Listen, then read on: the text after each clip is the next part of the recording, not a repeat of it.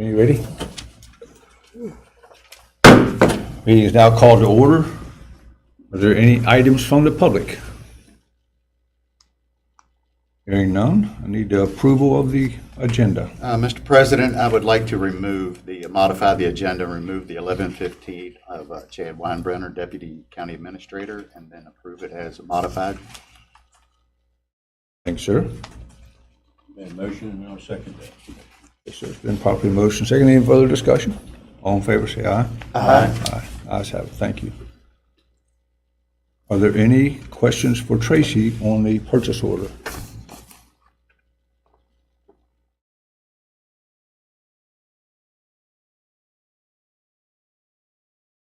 All right, Tracy, you're good to go. Thank you. She's keeping it low. She is. She's She keeping it is. down. Mr. Wine, we have internal budget revision.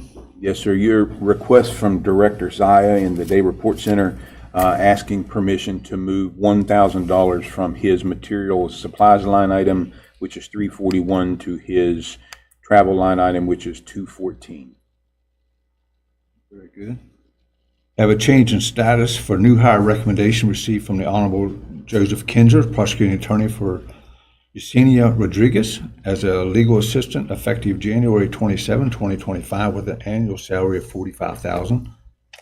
New hire recommendation received from the Honorable Joseph Kinzer, prosecuting attorney for Jolene Trevolt, as a legal assistant effective February 3rd, 2025, with an annual salary of $45,000. Change of status received from Tim Zaya, Community Corrections Director, for Russell Oliver and Amanda Small, to receive $500 increase for obtaining their peer recovery support specialist certification effective February 1, 2025, with an annual salary change from $43,135 to $43,635. We have a letter of resignation received from Jennifer Swisher, Director of Emergency Communications, from Chris Horan, effective January 18, 2025. New hire recommendation received from Jennifer Swisher for Emergency Communications Director for the following telecommunicators. They will come in as trainee for call takers, with effective dates to be determined, as an annual salary of $46,356. That's Brenda Arnold, Yesenia Aguilar Diaz, Angelina Dick, Susan Guerrero Salazar, Corbin Henderson, Thomas Jones, Rebecca Lewis, Kristen McClure, Robin Moore, Michelle Pugh, Caitlin Shank, Destiny Talke, Shelby Yeager. Everyone was present for our meeting. That'd be approval of the minutes. Our engineer, Doug Smith, has submitted the bond reductions for Cardinal Point, Section 2, Phase 2, lots 516 through 527, 552 through 575, and 600 to 611 for final plat, BCP file number 2408-226 tied to 2408-225, number 2209-261-2204-108, and number 2007-037, and that is to bond number 1007323442304. And our engineer is making that recommendation. Also, bond reduction for Cardinal Point Phase 4, Phase 1, Lot 8 and 9, 98 through 127, 145 and 146, that's for final plat. BCP file 2408-228 tied to 2408-227, and number 2209-259 and 2205-134. That bond number is 100711272. They have bond reduction for Cardinal Point Section 5, Phase 2, lots 236 through 341, 420 to 431, and that's final plat. BCP file number 2408-254 tied to 2209-263 and number 2204-114. That bond number is 100754740. Also, bond reduction for Cardinal Point, Section 2, Phase 1, lots 432-479, 504-514, and 588-519. That's for final plat. BCP file 2408-253 tied to 2103-089 and number 2007-037, and that bond number is 100589042. Bond reduction for Cardinal Point Section 4, Phase 2, lots 1 through 7, 128 1 through 139, 147 through 152, and that's for final plat. BCP file 2409-271 tied to 2409-270, 2209 through 260, and number 2205-134. That bond number is 100711273. Bond reduction from Bridle Creek, Phase 8, Lot 550 through 557 and 560 through 574, also final plat. BCP file 2408-251 tied to 2408-250, 2201-027, and 2108-303. That bond number is 100654466. Bond release, Potomac Station, Phase 3, townhomes, lots 145 to 164, BCP file 2306-198 tied to 2306-197, and number 2102-069 and number 026-16. That bond number is 1004541. Bond release phase Brookfield Phase 2, Section 10, that's the final lots, 15 through 21 and 57 through 61. That's BCP number 2401-011 tied to 2401-0110, number 2312-399 and 101-06. That bond number is 100146870. Brookfield Phase 2, Section 11, that's a final, and that's for lots 22 through 53, BCP 2401-012 tied to 2401-010, number 2312-399 and 101-106, bond number 100435020. Have a bond release, Brookfield Phase 2 grading permit number 08089, BCP 2401-013 tied to 2401-010, number 2399 and 101-06, bond number 15438. And that is the request of our engineer. Could you repeat all those, please? I could, but I'm not. That's a lot. Yeah. Penny recorded it. She'll replay that back. Would you do that, Penny? That is a lot. Yes, thank you, Doug. I know you've been busy there. So thank you. A request for a building permit fee waiver for the Solid Waste Authority.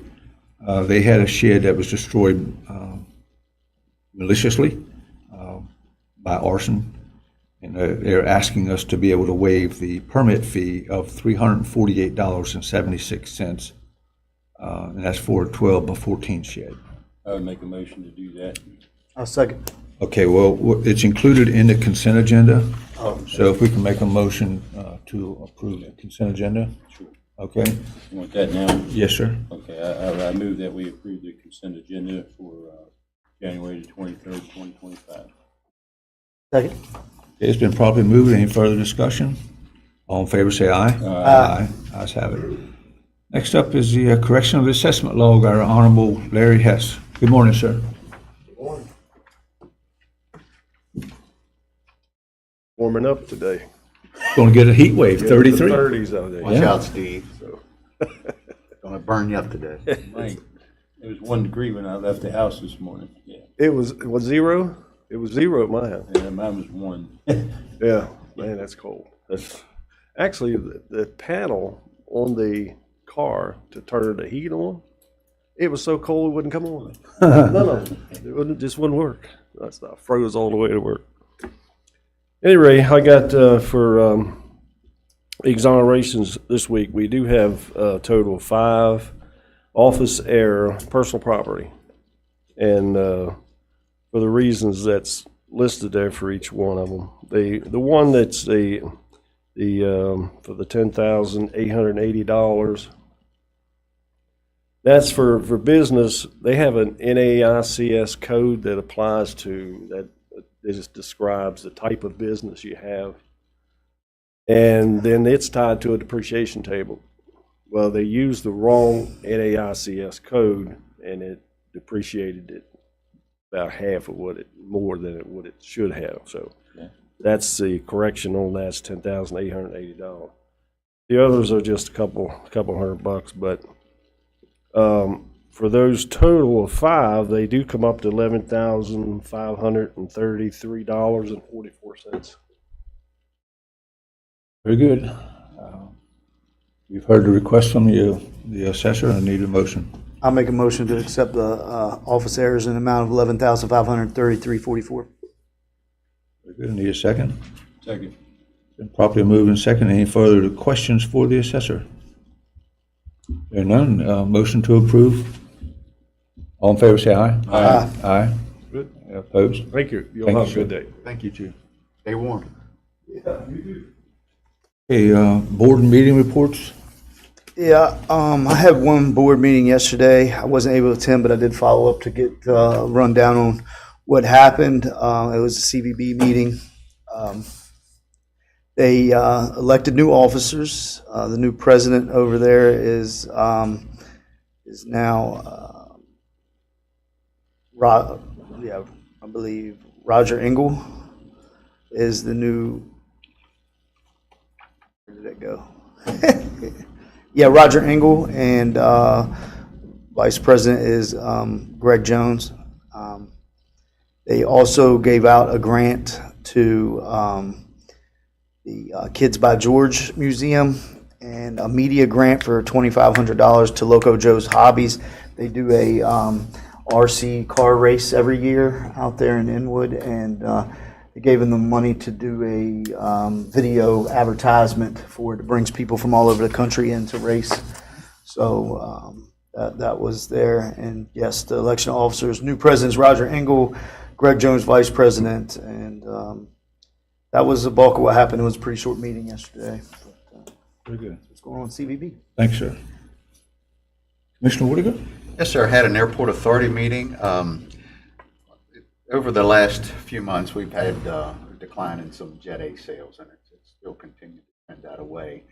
However, there was a definition that we were trying to figure out as to maybe what was causing it. And a lot of the corporate jets that use our facility now are part of, I'll call it a co-op, where they purchase their fuel from in bulk. And you have to be a member of that co-op in order for that jet to come in to purchase the fuel. We're in the process of getting the certifications that we need at the airport to be able to be part of that group that the corporates use. So hopefully it'll take a while to get it to put into effect, but maybe that'll change the that allocation of fuel and maybe entice some more business back in. They were doing everything they could as far as, and also it's that way with military too. So certain militaries, aircraft, when they come in, they have to be part of the military, the federal qualifications that we have to meet to do that too. So they would, if the military would fly in, we would always, or not, they would try to provide them a lunch, to as a thank you for coming in. It was always good to see the military to come in and use our facility besides what we have there. We had a little event take place with one of the hangar doors that couldn't get it shut the other night, so they got that dealt with. They got it back down. And dealing with a couple little things that happened. I'll be back over there tomorrow or this afternoon to try to help them get that. Good. Thank you. All done. Very good. When that permit, did they have to put in new tanks or anything like that? It's just a No. paper So process? it's just a paper process. I mean, will it drive them the prices down where they're not making any money? That's going to be the wrench in the gears, I think. If it does, you know, it costs for us to pay a personnel to go out there in the truck, to have the truck, to do what we need to do. It's not a cheap thing because of the liability that you have with, you know, with certifications that you know, the line guys have to have, and so you know they're going to weigh all that into consideration to see if it would benefit them. Very good. Mr. Kenneth? Tuesday was a busy day. We had the comp plan meeting, yourself and Gary and I with the staff, and things are moving forward, so that's the good news. And we're really excited about that. So, and then later Tuesday evening, I had a sewer district meeting. The officers stayed the same. John Kunkel's the chairman, Greg Rowe the treasurer, and John Myers the secretary. The weather's slowing some of the work down on the projects, of course. But just for y'all's information, the projects that are happening right now is, of course, the big one is the Woods treatment plant back at the Woods. They should be totally indoors here in the next few weeks, hopefully, and that'll speed things up again. There's a North Winds package plant removal project going on, the Chop Wood pump station replacement project going on. And then also down at Ecolab, there's a pre-treatment facility compliance project going on to keep their waste in compliance with the where we need to be. So all good stuff. As the stormwater meeting followed, Greg Rowe was again elected chairman, John Kunkel treasurer, and John Myers secretary. The same three people serve on that board as well. The appeal process regarding our individual county permit with the DEP is still moving forward. We're expecting a decision sometime in the next few months here, hopefully, by the appeal board that it's being presented to. And then yesterday, I had a senior service meeting, board meeting. Pat Henry was again elected president. He seems to relish that role and does a really good job. That's buying the uniform, it fits. Yeah. He's been that for a minute. Now, the negative was that Richard Dennis, who's been on the board for many years, and actually has been a very active member, resigned yesterday due to his new appointment as the governor's representative for this region. And so we're going to need to replace him here in the next few months. So if you know of anyone that would be interested in serving on the senior board, then tell them to come in and see Tracy and apply. But Richard was a really good member, and we're going to miss him there. We got the auditors were there and gave the report, no violations, no concerns at all, a very favorable audit. So things are going great. And with the $50,000 LEDA money and some insurance money from a vehicle, a bus that was wrecked, we have obtained now the purchase of a new bus. It's a 2019 bus, but it has less than 7,000 miles on it. We got it for a little under $70,000, which was a really terrific buy. It's in great shape, and it also has the ADA lift on this particular bus as well, which will help. Later today, I am meeting with the Shenandoah Valley Battlefield folks in summer. We're going to have a meeting if one of y'all would like to join me. Only one could. That meeting at 4 o'clock here in our offices. To talk about maybe some possible legislative help with the state in terms of Civil War battlefield investment. And then at 5 o'clock this evening, we have our ambulance authority here in this room. And look forward to those meetings. And then I hope to attend your museum board meeting tonight as well. 7 o'clock. Because the Battlefield people are going to do a presentation at that meeting. So, Yeah, I could do the 4 o'clock. yeah, I hope to be there tonight. Now, y'all meet over to Development Authority, is that correct? The museum board? I think so. We had been meeting here, and it was becoming an issue, so I think it is over there. I'll verify. Yeah. I mean, I was hoping it was here because I've got. It had been here. We had been doing it over here, but there was issues with people being able to get in and different Yeah, things. So. okay. Just let me know and I'll look forward to it tonight. All right. There'll be some good stuff coming down the road. Yeah, I think so. Thank you, sir. That's That it? Yes, sir. Good, thank you. Well, last Saturday, I had the opportunity to attend the firefighter testing at Baker Heights. Had 74 folks sit down to test, and 51 passed. And I wanted to be able to. This is all new people. It's all new people. It's for the positions that we'll be pushing out into the county stations.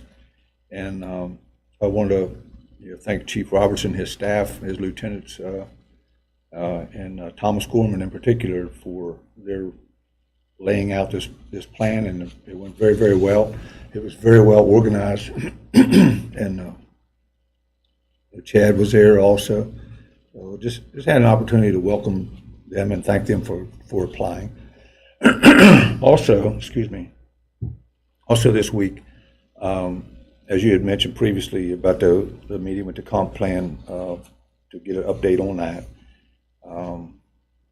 We also had a public safety meeting, building meeting, where this felt it was important to be able to get the folks back to the table, with a representative of the fire board, the ambulance authority, the sheriff's office, the Bennington Volunteer Fire Department chief was there, along with Gary and I, to just have a kind of a brief discussion about moving forward and what that's going to look like, and for them to be able to get their thoughts together with their different committees, so that we can build this new facility on the north end of the county that I'm really excited about. Also had a landmarks meeting this week, where there is a one-room schoolhouse out in the 12,000 block of Apple Harvest Drive that's trying to get put on the National Register. So that's kind of exciting. The landmarks folks are working on that. Also, we have a reappointment for the CVB. Do you want to make that recommendation, sir? Yeah, give me 1 second. I had one question too about you're talking about the fire guys. That's a great percentage of people that pass that test. Do they do a test similar to like what the city does? Or is Yeah. it physical and everything? Like, Well, they will. Yeah, that's this week coming. so they pass the written They part now. passed the written. Okay. Yeah, that's a good number of people to pass, because I used to administer those tests for the city, and it's a tough test. There was times we had 20 some guys and there only 3 passed. So that's good numbers to come through there.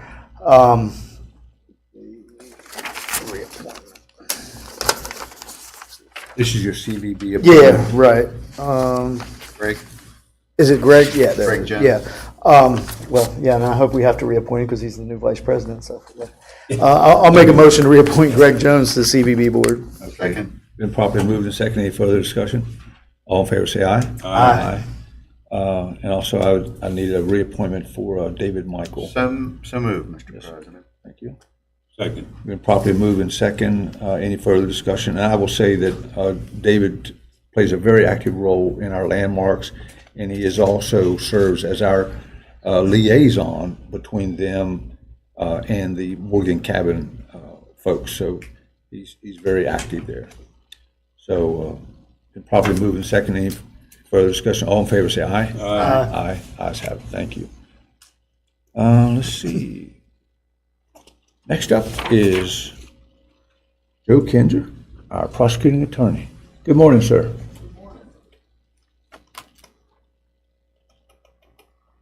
Morning, Joe. Good morning. How's everybody doing? All Doing right. well, thank you. Thank you so much for having me. It's been interesting and fun and exciting starting out things as the elected prosecutor across the street. I'm blessed to have wonderful staff that have made this transition really, really as good as it can be. And things are going well down there. But part of what I wanted to do when I started out was to evaluate the needs of the office, if for nothing else, in preparation of our budgets that were due last week and seeing what the needs of the office were. Our greatest need in our office has been, and will continue to be lawyers, finding assistant prosecutors. We have a new assistant prosecutor starting next Monday that we're all very excited about. We had to go to Kansas to grab that guy, but he has moved back to the region, and he's starting with us on Monday. But we will still be down 3 attorney positions in the office. And other than that, we had 2 legal assistant positions that were vacant. We've tentatively hired folks to fill those positions, so that's going pretty well. Other than the assistant prosecutor issue, which is a prolonged issue, I feel that the office has a need in victim advocacy. We have one victim advocate in the office currently, Cora Rutherford, and she is amazing.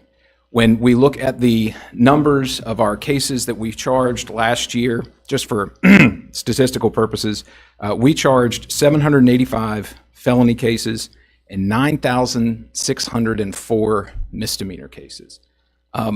When we looked through to try to get a percentage, at least on the felony cases, nearly half of those involve a victim. So that'd be 392 felony victims that Cora, and Cora alone, is our sole victim advocate. She is responsible for reaching out to them prior to all the hearings, keeping in contact with them, being a liaison with our office, telling them about developments in the case. And when it comes to an indicted case that's going to trial, Cora has to spend incredible amounts of time with those victims to prep them for trial and get them ready. And we had some trials last week that both involved victims, and Cora is a very, very busy person in the office. When we look at magistrate court, we did a conservative estimate that she probably deals with victims in 3,600 cases per year, or certainly this past year. And while Cora is wonderful at her job, I am so pleased with her. She is a saint. She is human, and she is just one person. And especially with the fact that we are down lawyers, having her as a resource is necessary, and I think getting her help is necessary. For comparison purposes, if you look at our neighbors down in Jefferson County, they do a quarter of the felonies that we do, and a quarter of the misdemeanors that we do, and a third of the felonies that we do. They have 4 victim advocates, 3 full-time, 1 part-time. And they do significantly fewer numbers than we do. I don't think we need 4. I'm not asking for 4, but I think 2 would be a benefit to the office. If you look at a more comparable county to us, like Mon County, who does still less numbers than us, but much closer than Jefferson, they currently have 2 victim advocates.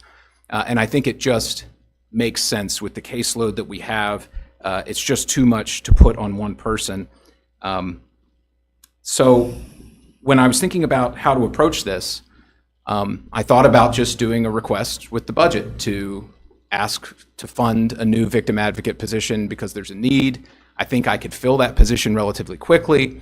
But then when I thought about it more, I looked at our budget situation and the fact that we have 3 vacant APA positions that are just sitting there. And while we've been able to increase our recruitment efforts at the law school, and that's been fruitful, we have people in law school right now who are willing to commit to come here when they graduate.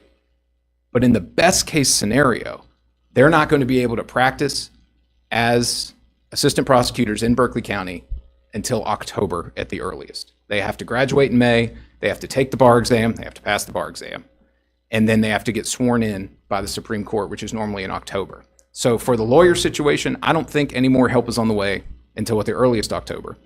And I thought, well, we've got 3 vacant APA positions. What if we took about 2/3 of the salary of one of those vacant positions and reallocated it to hire a victim advocate now? Get that help to the office now. We know we're not going to get any more lawyers yet, but we could get some help now. And then later in the year, if we do have applicants and we're able to fill the 2 remaining APA positions, then we could reevaluate. If we've hired those 2 APA positions, we've hired a victim advocate, we could see how it's going, how the office is running. Do we really need that 3rd APA position? In my memory, in the past several years, we've been fully staffed at prosecutors for, I think, a period of 60 days in the last several years. That's all it's been. So we've always been running a little bit lean. And with the addition of the victim advocate, I think it would make sense, instead of asking for money now, to be able to take one of those prosecutor positions, kind of put it in contingency, take about 2/3 of that salary to hire another victim advocate, and then reevaluate later if necessary. And if all the stars align, I like to be optimistic, if all the stars align and I have 3 good candidates for lawyer positions who are asking to work here and that they want to work here and want to be prosecutors, and we still have a need, at that time, I would ask to come before this commission to ask to fully fund that position back to where it was, and be able to hire a 3rd prosecutor. Do I think that's likely? No, I don't think it's likely, but it is possible, and I like to stay optimistic. But that was kind of my plan of how I would like to handle the situation, given the budget situation and the fact that we don't have people knocking down the door to fill those lawyer positions right now. So why not help when we can, how we can? But I'd like to do that with your blessing. But Joe, I appreciate your approach on this, that honestly, it will be budget neutral for us, quite honestly. Right. And it will help you and your staff tremendously, it sounds like. And part I like was that you mentioned about it may reduce the jail bill some, and that would certainly help. So certainly, yeah, appreciate that, so. I can touch on that just briefly, because a lot of these cases, when they start out, when we're talking about misdemeanor cases, a big block of those are things like domestic batteries, stalking. A lot of our felony cases now, we're seeing so much more strangulation, which is obviously a crime that involves victims. And the ability to have more fluid communication between the prosecutor and the victim is going to lead to resolving cases sooner, which will have an effect on the jail bill, I believe. Certainly, certain things with the jail bill are outside of our control. I'm sure I'll talk about it more at when it comes time for actual budget stuff, but we are trying to get very creative downstairs with what is within our power to affect the jail bill. And this is one of those things. It certainly sounds to me, the caseload that you're talking about for your victim advocate that you currently have right now is quite the burden, it sounds like. It is. So if we can improve that in itself, it's going to help the people who have been offended. That's a very important part of this as well. To me, it's win-win, but Absolutely. I would certainly entertain a motion. I would move that we honor the prosecuting attorney's request to do this, and appreciate you working with us on this, Joe. Thank you. My pleasure. Thank you. I'll second. Been properly moved and second. Is there any further discussion? Mr. Wine, do you have anything? No, sir, other than it will just change the roster, and he'll have now 2 advocate positions. It'll be minus 1 APA, and we'll note that when we tag your contingency account for next fiscal year. Just kind of remember that, keep a little money there just in case. So, Very good. Thank you, Joe. All right. Thank you. Thank you. All in favor, say aye. Aye. Opposed? Ayes have it. Thank you, sir. Next up is Sheriff Rob Blair, Tax Office Staffing. Good morning, sir. Good morning. Morning. Thank you for having me this morning. You all have copies of the memo and Yeah. Yes, sir. job descriptions and salary. Okay, I'll just briefly touch. This is again, a budget neutral request. and it deals with restructuring of the tax office as far as positions. There's 3 specific positions that I'm bringing before you all. One is listed on here as the tax office director, known as the chief tax deputy. One thing to note on this, we looked all through the code to find a chief tax deputy and couldn't find a definition in the code of that, but we did find where the sheriff can appoint deputies to a certain position. I think that's where that comes from. But we're labeling this position as a tax office director at grade 15. And one thing through this, I want to say Lieutenant Bill Christian was instrumental in helping me put this together, him and Chad, and speaking with Gary, and as far as the pay grades go. So we put a lot of work into this to try to structure it in a way that the tax office will function more efficiently, and also to adjust the pay for from tax deputies all the way up through the tax director. So again, I said the tax office director is a grade 15. The tax office deputy director is a grade 12, and the newly created conservator and estate manager would be a grade 10.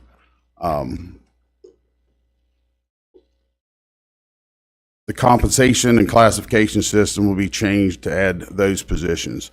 Promotion of a floor supervisor, which would be at a grade 8. This is an established position and a promotion from within the current tax office. We are eliminating a tax deputy position, which allows those funds to be distributed. And you'll see, I think you'll find a chart, nicely color coded and everything. This is what where the funds will be. You'll see the current salary and the requested salary, which again, this is budget neutral. And I hope you have copies of all the job descriptions to go along with that. I can't say enough about Lieutenant Christian for helping me in this endeavor. Everything I've asked of him to look over this, he's done a lot of research for me, and things that I've brought things to my attention I was never aware of. And but I think it's a good, solid restructuring, and I'm open for questions. And I brought Bill along with me in case I don't know what to say. Well, appreciate you coming in also, Sheriff, and I know, because I've been passing Lieutenant Christian in the hallways, and I know that he's been working very diligent, with our staff to be able to improve the efficiency and accountability in your tax office. So, Yes. Anytime we can do those things, it's better for everybody, and I know that you've worked very hard to be able to accomplish that. So, and just like prosecuting attorneys, concerns here today, all these are tied to growth. Yes. As you come in here in the tax times and the lines are there to get into the tax office for folks. All this is tied to the growth of our county and the pressures that are being put on each individual agency, that serves the public here. So I appreciate you taking the position of trying to make it better. And obviously, as you mentioned early in, it is budget neutral. That's always important. We appreciate that. So, anybody else have any other discussion on that? I have one, Rob. I know, when the tax bills come out, and you're real busy and all, so you think you can do without that tax deputy, but do y'all bring in part-time people by any? We have At 2 any part-time time? positions. Yeah, that's what I was thinking. They handle gun fund. Yes, sir. Our 2 part-time positions throughout most of the year, they deal with our concealed carry permit program. But they also pick up and help with mail. The position that is being restructured or eliminated is actually a position that was down there in the back office that more or less just handled mail and. So they weren't up front at the They weren't at the up front. tax Right line. now, with the way it's structured, all of the positions at the counter are all filled right now with the 6 tax deputies and the supervisor who will actually work from the floor beside the tax deputies, deal with any questions or issues that come up before he gets elevated to the back office. So there's no loss of personnel at the front line. Everybody will still be there, except now there'll be a supervisor on the line. elimination of the one extra position is actually going to allow for the pay raise for everyone across the board. And I should note too, Bill's been assigned over to the tax office for a couple months now, and he'll be there for foreseeable future, just to oversee some things. And he's been a great, I can't say that enough, he's been a great asset to me. Hard enough to know to put good people in good positions, needed positions, and certainly done that for me. He's a real asset. I know that our staff has been very appreciative of him and his professionalism and just, once again, just trying to make things better, so Yes, sir. appreciate it. Okay. All right, guys, you've heard the sheriff's request. I need a motion to approve, please. So move to approve the sheriff's request for the tax office staffing. Second. Been properly moved and second. Any further discussion? All in favor, say aye. Aye. Ayes have it. Thank you, Sheriff. Thank you very much. Appreciate it. Thank you. President? Matt?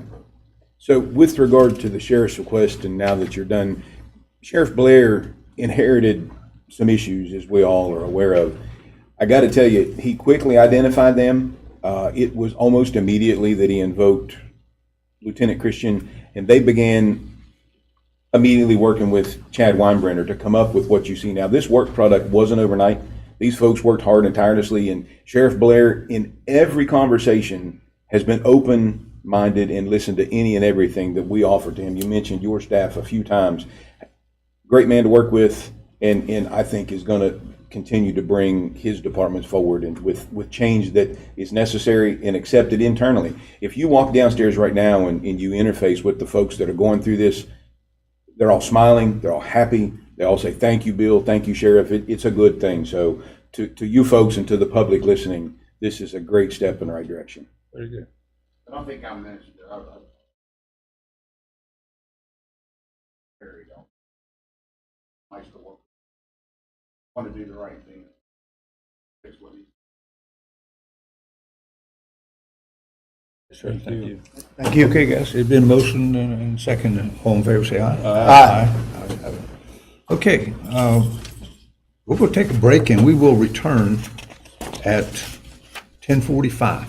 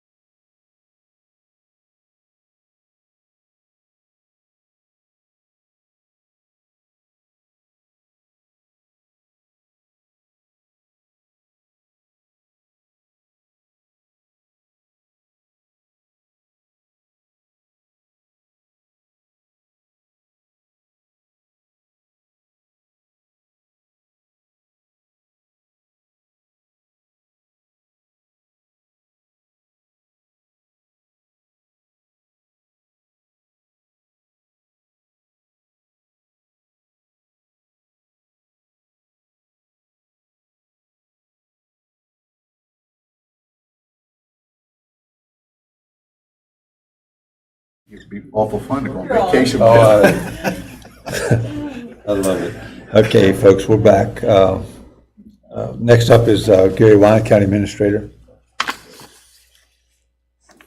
Mr. President, the first item I have listed is the budget revision number 5 for Fund 1, which is General County. You have two pieces of revenue that came in.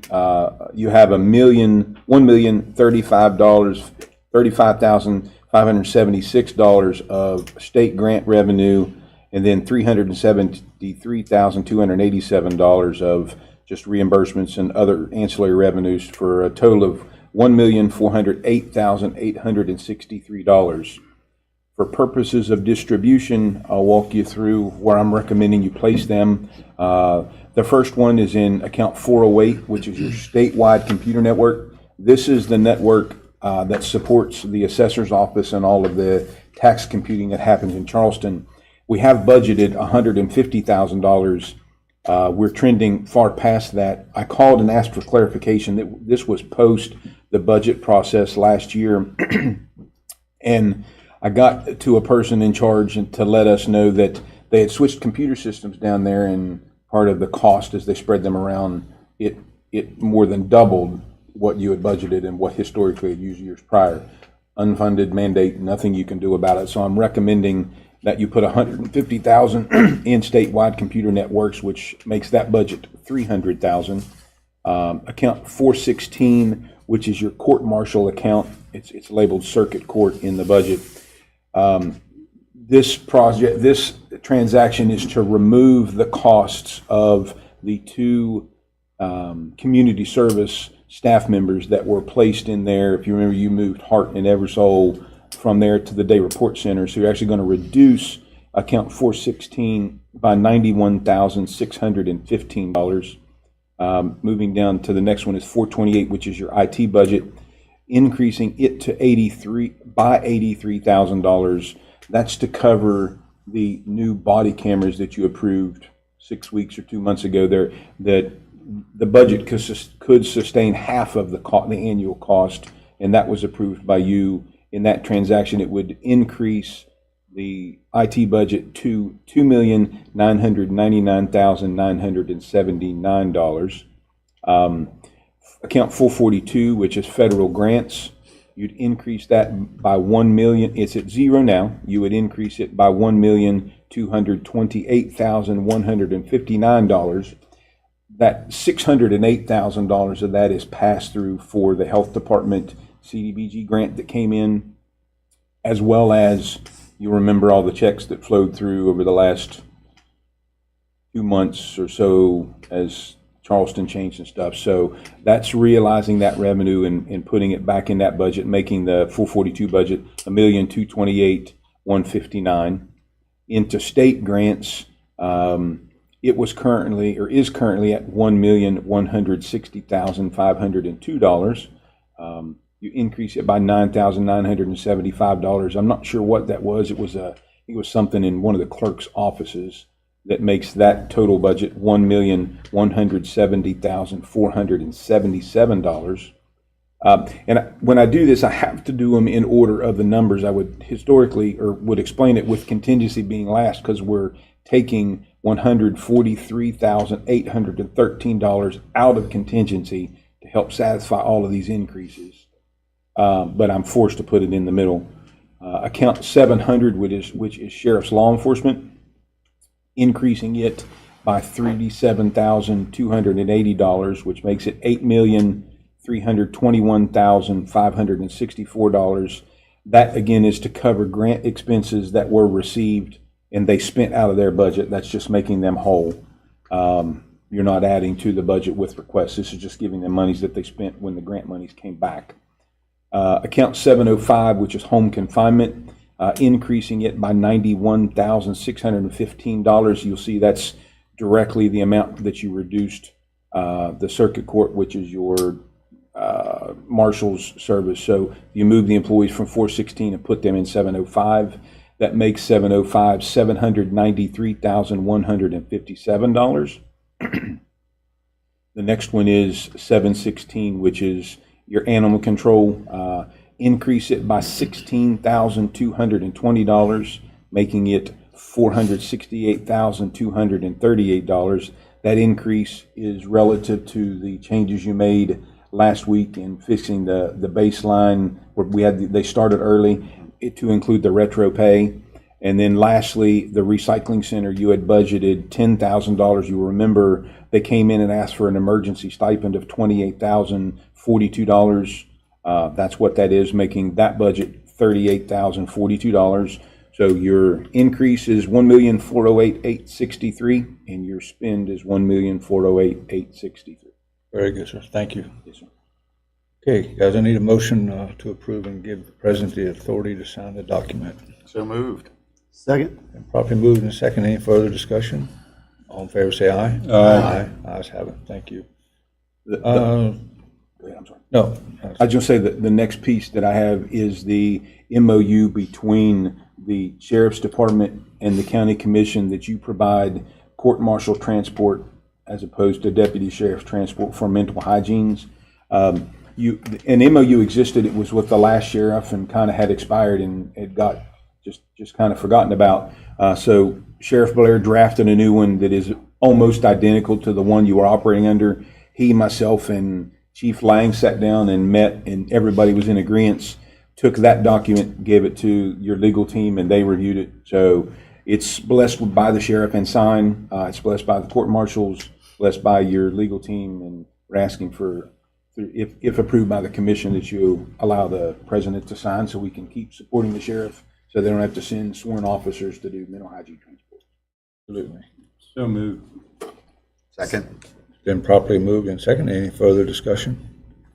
All in favor, say aye. Aye. Ayes have it. Thank you, sir. You're welcome. Okay.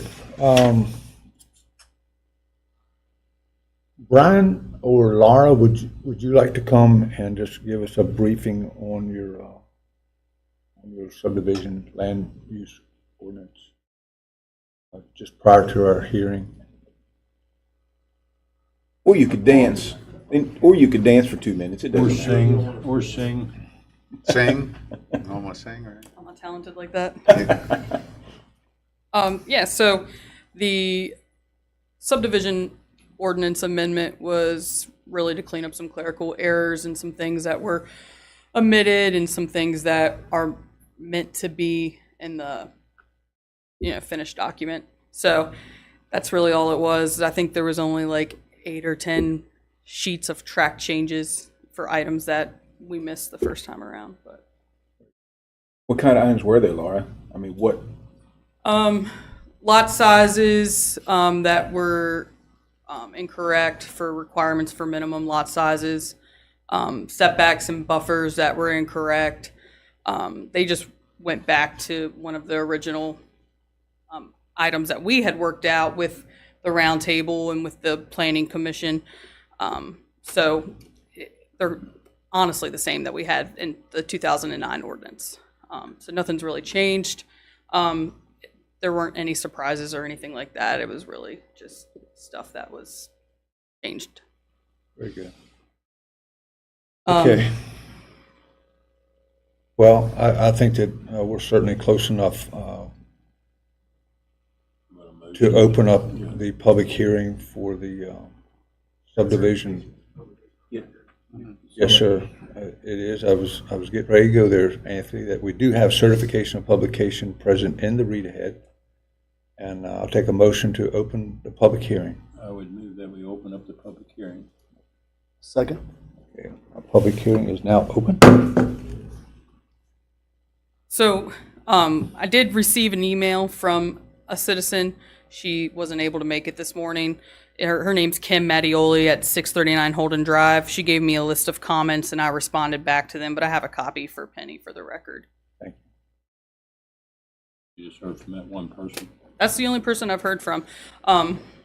We have our conversations with the developers and the engineers, and they all were very understanding about what the amendment was for. So we didn't really have any questions. I don't think there were any concerns because it was all stuff that we assumed was Should in have the been there. document before. Yeah.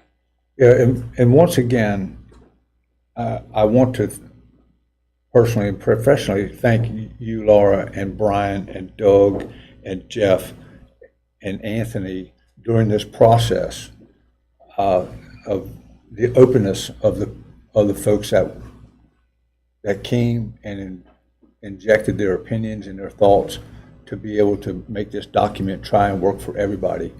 And, I was a little part of that process, and I watched the back and forth of those discussions. And so thank you for that process. That's what makes it work. Yeah, I agree. It was a process, but I think some things that were worked out that wouldn't have been if we didn't do it that way. I think the public hearing is open. If you'd like to come forward.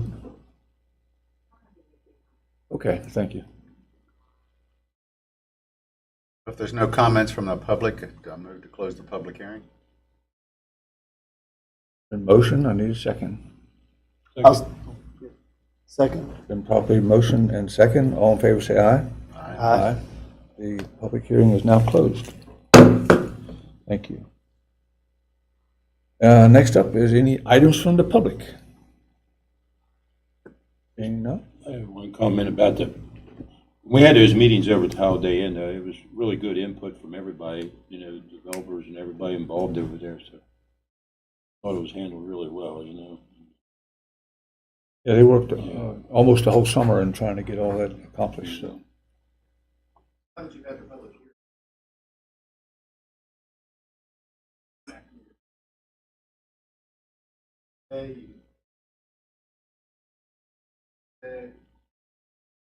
Yeah, I would like to have it on our next week's agenda, I think, Do finalization. because, I did read the comments from the lady that sent her email in, but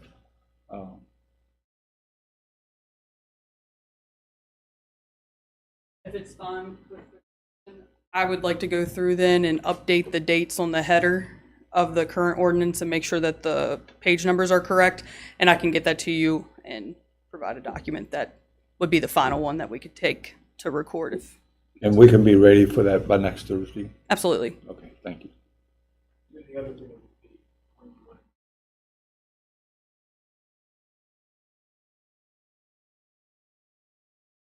Very good.